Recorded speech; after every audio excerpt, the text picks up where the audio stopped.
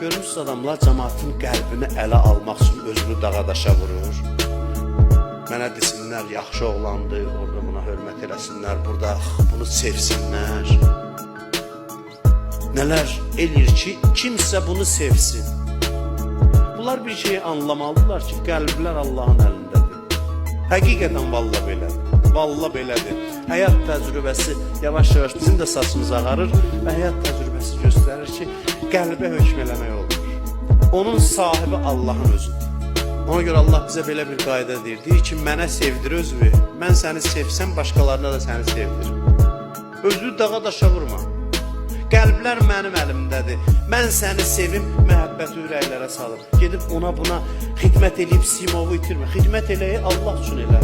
Cəmaatın könlünü ələ almaq üçün öz simovu, öz şəxsiyyəti itirmə.